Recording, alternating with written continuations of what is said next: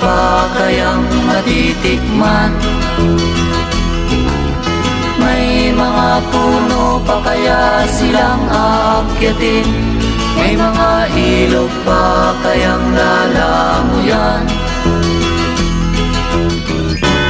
Bakit di natin pag-isipan ang nangyayari sa ating kapaligiran?